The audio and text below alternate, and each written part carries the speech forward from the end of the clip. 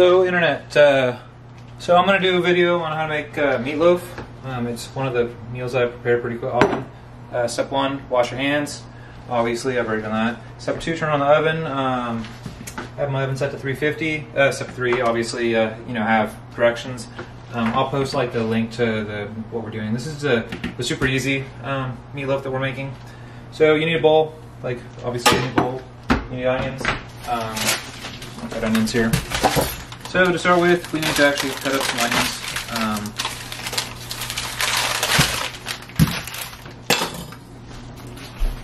This onion. So if you've never cut up an onion before, actually ran into somebody that has never cut up any vegetables, and he's 18. Apparently he did not know how to. I normally cut the ends off to start with, like so. And then you want to get rid of the outer shell, obviously.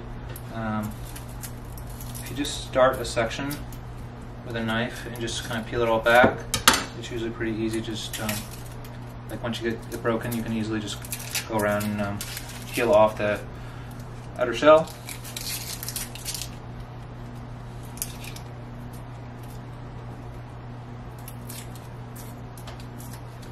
Maybe it's a little harder than it sounds. Let's cut it in half. It's a little bit easier. I'm not the best chef in the world, so if I can do it, you can do it.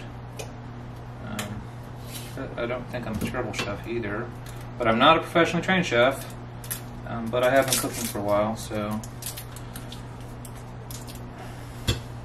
you're just trying to get rid of this outer shell without losing too much of the onion. So this stove is now warmed up. I turned it on before I started filming. Maybe 10 minutes before I started filming.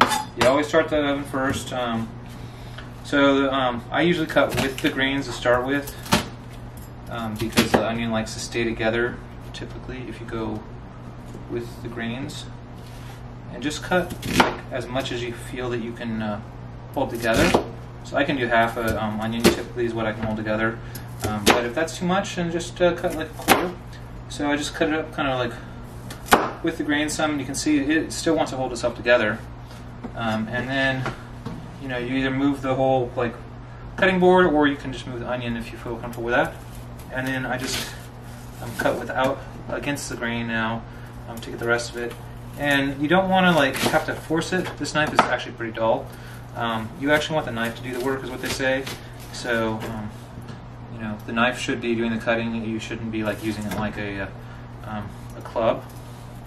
You've never cut anything before, which means that you put a little bit of force with your thumb, and then you just move it back and forth. This is probably the dullest knife I think in the house. I did not choose the dullest knife in the house, but it feels very extremely dull. And if you miss a piece that comes off like that, you just cut it up. If you can see, you're chopping up an onion. So anyway, it calls for a full onion, and make sure you have a bowl handy to put your onion in.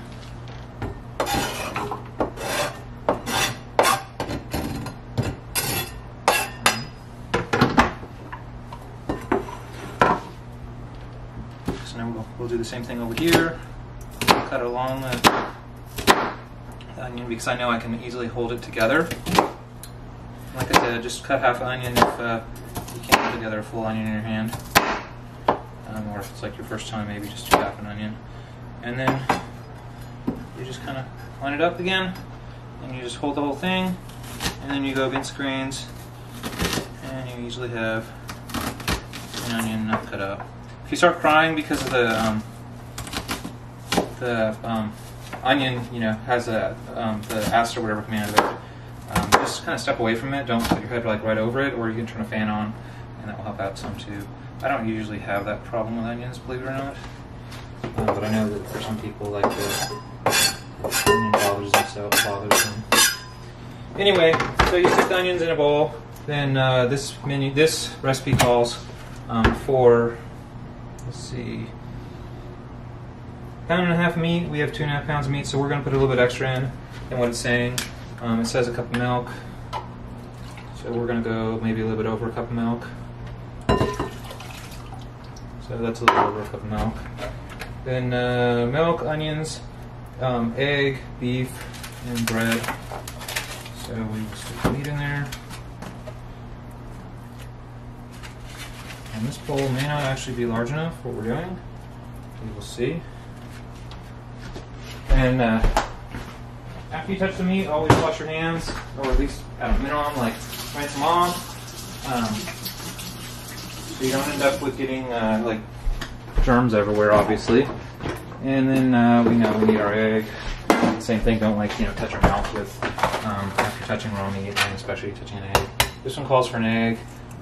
Even though we're doing a little bit of a larger recipe than what it's calling for, I'm still just going to stick with one egg. I'm not going to improve that at all, but when you do a little bit more, just add a little bit more milk, maybe, or add a little bit more bread or crumbs. And I'm going to go with these crumbs because it's like super easy. And it says a cupish, and I know that this is a wet measuring cup, and obviously I'm measuring dry stuff in it. I don't really care. We're not baking or anything like that. It's not an exact science, cooking. Go a little bit over or a little bit under. You just look for that consistency that you're looking for. So there you go. Like, you can just eat it like that. No, I'm just messing around. So anyway, that is our bowl. Combine beef, eggs, milk, bread or crackers, and then salt and pepper to the taste. I don't do salt. And the reason why I don't do salt, usually, there's pepper, is I usually find that there's enough salt like in stuff. I know like probably most professional cooks are like screaming like that, I don't salt stuff. I don't usually salt that much stuff. I do go kind of crazy with the pepper, but I do not normally salt stuff. So my hands are clean. I obviously washed them. And now is like kind of the nasty part. You stick your hands in there and you mix it all up. And you're looking for the right consistency. So you need a pan to cook everything in. And the pan that I'm using is that one in front of me, or I'm going to try to use that one. It's kind of like a specialty pan. It looks kind of weird. It has like little holes in the bottom of it. That's so the grease, when it comes out of the meatloaf, will kind of separate itself, and the pan doesn't end up sitting in the grease and get all like kind of icky. And that's like specifically a meatball loaf dish. But you can just as easily use like one of the little square or rectangular glass ones, depending on how big your thing is. And this is really like a consistency thing. When you mix it up, if it seems a little bit too watery, then you add a little bit more breadcrumbs. If it seems a little bit like it's not watery enough, you add a little bit more milk. So this is just like a feeling thing. You have to really just know meatloaf enough to know what consistency you're looking for. It's kind of like when you make pancakes or any kind of baking. I mean, some people look at the exact recipe because they're not really sure, but just look at it and see what the consistency is. So this feels a little bit watery to me. It just feels like there's too much water. So I'm going to rinse my hands off at least and put some more bread in. Once again, you don't want to be touching things after you touch the meat or the eggs. So let's add some more. And what was the measurement there? It was just what I kind of thought would be the right amount.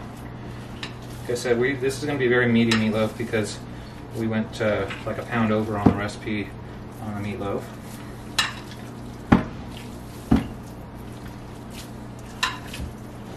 Oops. Alright, so that seems like more like the consistency we're looking for.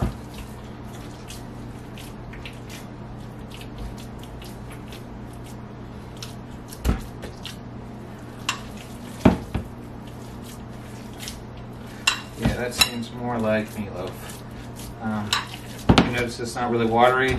I can kind of turn it into a little basketball, pick it up, pick the whole thing up. That's like really what you're looking for, where it's more like kind of like dough.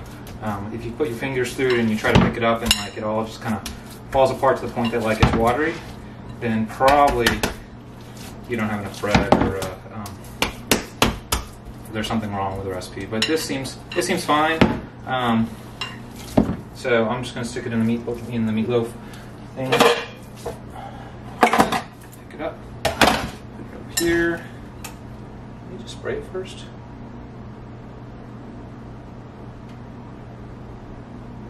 Oh, it's just greased. Alright, so before we get too far along, we need to grease it. Alright, so there's a bunch of different types of grease that you can use to grease the pan. Again, you wash your hands again. Every step that you touch the meat. I use the spray. It's super easy. Just spray it. And once again, you pick it up. It's like a basketball. You stick it in. And you want it to be fairly square. Right shape for what you're sticking in there. And magically, this seemed like the right amount. I swear to God, I did not measure. If maybe this is actually too much, we'll see. But there's a meatloaf right there. And the cook time it says is 1 hour. But I mean, we've been doing the video now. No, I can't really see the displays enough to be able to see that. For I'm guessing kind of 5 or 10 minutes. So now we need to wash our hands again.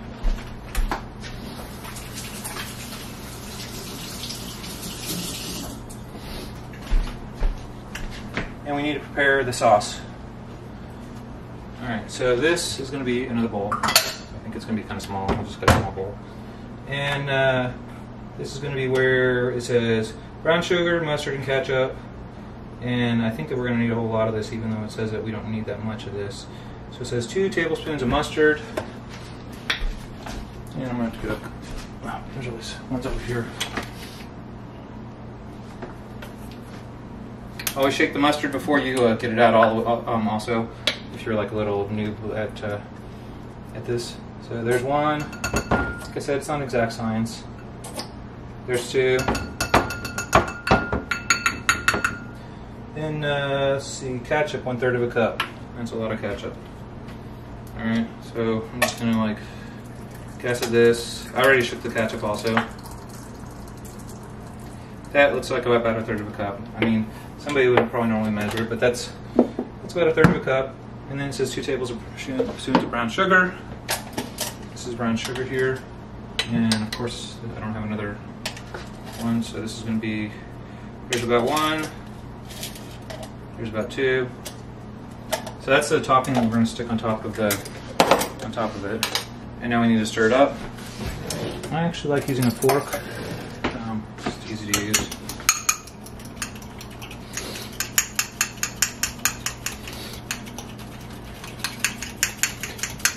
And you're just trying to get it all the same color. That will tell you that it's all nicely mixed up. And you can see that there's like a little yellow edge on the outer edge of it, which means that it's not really properly mixed up yet.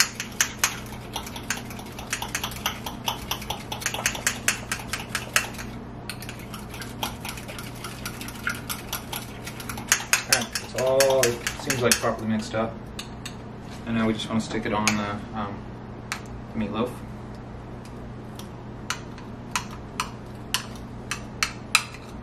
Might be enough, we'll see.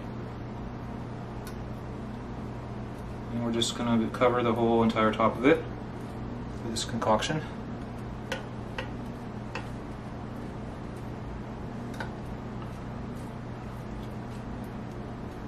Now the meatloaf is ready to go in. So you just need to start a timer, stick it in, and then your meatloaf. Alright, 1 hour. This is what the meatloaf ended up looking like.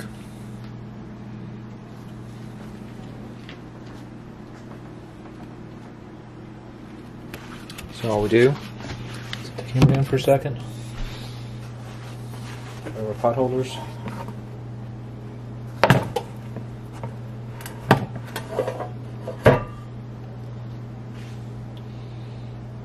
Pull the meatloaf out.